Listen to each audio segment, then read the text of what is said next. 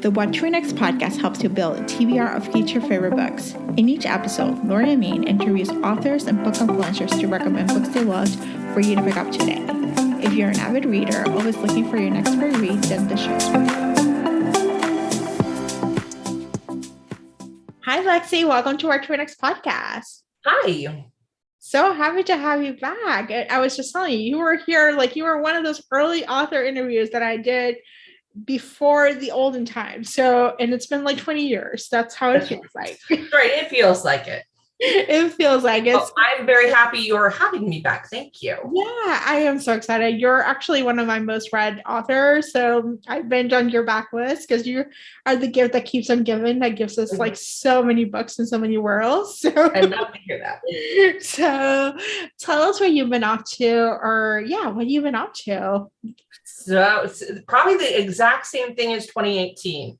Sitting in this office, writing a book. Yeah, pretty much. Yeah, and that has not changed. That has not changed, but you got a couple of new series. So Mercenaries had a spinoff right now. Yes. You had a couple of spinoffs. You had the Lost Boys and then this one is called Reloaded. And then we got the Bayou series, which this is very exciting. So which is actually, weirdly enough, a spinoff of Masters and Mercenaries too. Yeah. Because it got introduced in a book called Close Cover, but and some of the actual heroine in that book came from an earlier M&M book. So they're all connected. They were all connected. I were reading it and I was like, wait, hold on. I know this stuff. And I was telling my friends who were starting to read this, which was like, no, you don't understand. I had to explain the whole Master Mercenary world, the Sanctum world. And I was like, this was a whole, spies and CIA and going around, romance and suspense. I was like, there's a whole world. If you like this world, you can go for this other world. And then you can go for this other world.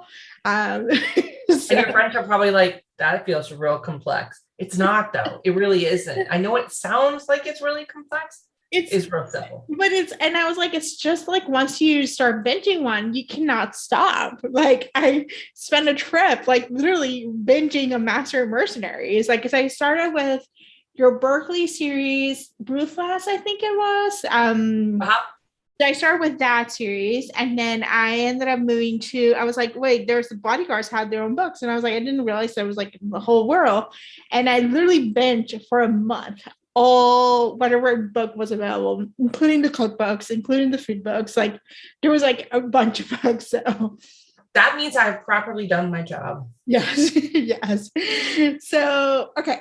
So chat about the Bayou series, because you're in book 5, tell us all about the series and what it's all about and what can readers expect from that. Well, it's very different from the Masters Mercenaries series because it's less about suspense and more about family and personal drama. Mm-hmm. Although there's a lot of family and personal drama in that, but this just has more dogs, less guns. Yes. It's set in a small, quirky little southern town, which I always love, a small, quirky southern town.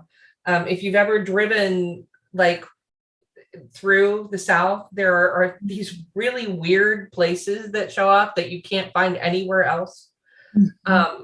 Like the Bible bait store and the one of the places that's actually in the Butterfly Bayou series, they talk about, we were driving to Florida and we stopped at this place that was supposed to be a gas station, but if you walked in, it was also a chicken fried steak store with a restaurant inside so that you could sit and have a really nice meal right beside the chips that the trucker had walked in to get. And so, kind of capturing that part of the place that I grew up in was fun for me. But it's got quirky, fun characters in it. And like I said, it's a lot of family drama and it's a good small town romance. It's so with family, it just gets you're immersed in this world in Louisiana and the Bayou, and you're just this hot humid space where family drama happens and all these different characters come together. So let's chat about Bayou Sweetheart. What is the elevator pitch? So Bayou Sweetheart is basically, I kind of went at it from the standpoint, I actually meant for her to be a reality TV star, but she ended up working better as an actress. But her mom is like pure Kris Jenner.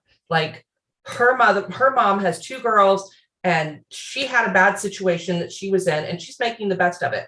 And I really love the mother because she's really complex. And I know this has gone way over an elevator pitch. Basically, she's a Hollywood star, comes out to film in the Bayou. He is a deputy with the sheriff's department who has like the worst dating experiences ever.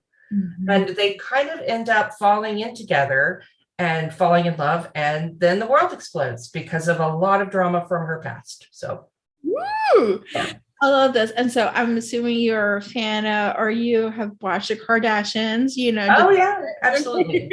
You know, to get a Absolutely. And I love looking at her because the mom in this can come across as a kind of a villain, but I really want people to put themselves in the place she was in when she started this. There's a lot of complexity that goes on in this family that was really about surviving and about, you know, being able to, and now they're in a place where Bren, the heroine, has to make a decision as to whether or not she wants to continue down a road she kind of fell into or start her own thing.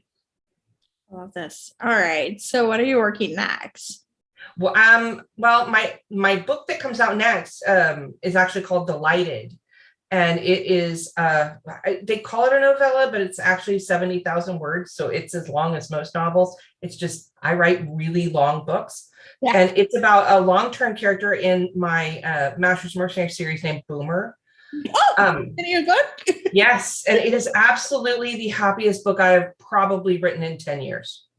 Oh my gosh. He is the biggest cinnamon roll character. I mean, they call him like the Snow White of all military dudes. Yeah. Because he just has the biggest, sweetest heart. Oh, I love this. Okay. I have a question because your world expands, like there's multiple series, multiple universe. How do you keep track of all the characters, the different missions, the different places, and how do you borrow, because you borrow characters from different series, like they jump around, like how do you keep track of this world? I almost always think about, like, if I'm in a world, I like to play in it. So if I need a lawyer and I'm in Dallas, I'm like, well, what lawyers do I have in Dallas? And do they fit? Would they, this can be a little cameo instead of just creating a brand new character that's I'm going to throw away, which I do at times too. But they often pop back up.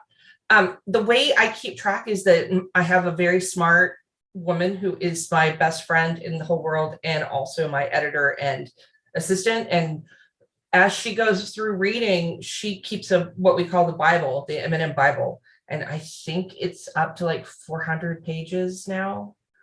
Something. It's a ridiculous amount of work, but it's got a list of characteristics. The characters, if you go in and if your character is red, you're dead. Like, you know who the dead characters are. Yeah. There's a lot of them in that world. It's very dangerous. But she keeps track of things like how many stories are there in the McKay Taggart building, and like, we keep careful track because we know it's going to come up again. Yeah. Oh my gosh. Yeah, I can imagine, because it's like, it's so intricate. And like, as a reader who's a longtime fan, it's like an Easter egg every so often. You're like, oh, I know this person. I know this one. You know, that's the fun though, is that you shouldn't have to have read them all to understand it. Then I haven't done a good job. But if you do know the whole world, I kind of want it to be like the Marvel Cinematic Universe. Yeah. You know, they do intertwine. You can watch them, read them separately, but you get this really great experience if you do it all together in the order it was meant to be. Oh, I love this. And yeah, you had a New York series, you had a Colorado series. Like you have different worlds to pick apart, you know. So I love this. All right, so let's chat some book recommendations. What kind of books do you gravitate in terms of when it comes to reading? When I read, I usually read paranormal. or fantasy. Yeah. I know, like, I know a lot of authors say that they do that just because they don't want to, like, get too influenced while they're writing like a contemporary or romantic suspense. I also just really love paranormal, and I really love fantasy. All right. So as someone new to paranormal and fantasy, do you have recommendations for me or for our Yeah. listeners? First of all, I would tell you, I just read one by Katie Robert that was really, really cool and very different, called oh my God, the Dragon's Bride, or the Beast Bride? The Dragon's Dragon's Bride. Bride. Yep. I can tell you all about it, but I can't. Titles sometimes elude me. It was really good, and it set up what I think is going to end up being a very interesting series.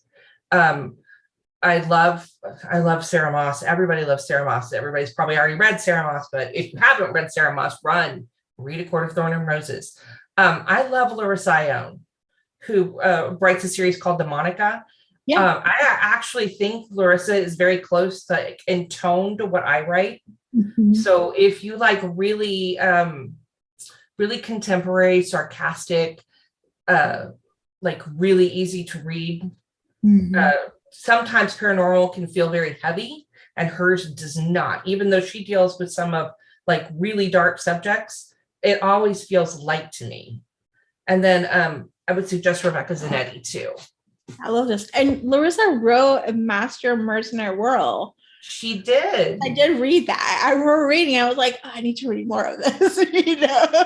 So there was a crossover at one point. There was. We did the crossover series, which was mostly contemporary authors, but I thought it would be really, really fun to see that particular world in a paranormal world setting. And so yeah, that was a lot of fun. Yeah, that was a lot of fun. I was like, oh, I didn't realize this. It makes sense. I did J.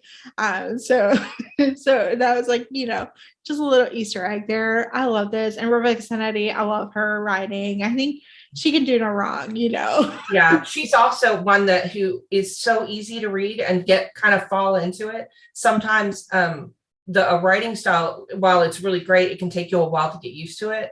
And those are two authors who you just immediately fall into that story. Yes, I love this. And Lexi, tell us where you can find you online. I'm on TikTok. I think I'm at author Lexi Blake. Mm-hmm. I am pretty sure my Instagram is also author Lexi Blake, but I got hacked and had to restart my Instagram, so I have to remind myself. Yeah, the girl who knows all about all that stuff clicked the wrong thing.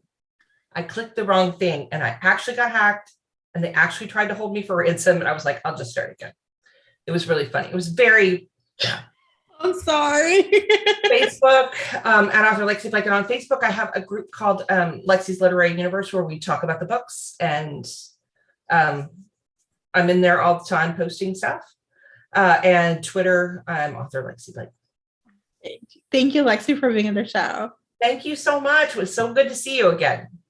If you enjoyed this podcast, feel free to share with friends, subscribe, rate, and review the show. This is the easiest way to support the podcast. For a list of books mentioned and other romance recommendations, please visit watchrenextblog.com. Did you know you can purchase audiobooks directly from your favorite local bookstore? With Libra.fm, you can pick up more than 250,000 audiobooks, including bestsellers and recommendations from real booksellers. You'll get the same audiobooks at the same price as the largest audiobook company, you know the name, but you'll be part of a different story, one that supports the local community. If you're new to audiobooks, they're the perfect way to squeeze more reading into your busy life. Listen with the free Libra.fm app while you do your chores, walk the dog, relax at home. If you already love audiobooks and don't know what to listen next, check out recommendations from people who know the best booksellers. The Watch Read Next podcast has a special offer for our listeners. Get 2 audiobooks on Libra.fm for the price of 1 with your first month membership. Use code WatchReadNext. The offer is valid only for new members in Canada and the US. Thank you so much for listening and have a great day.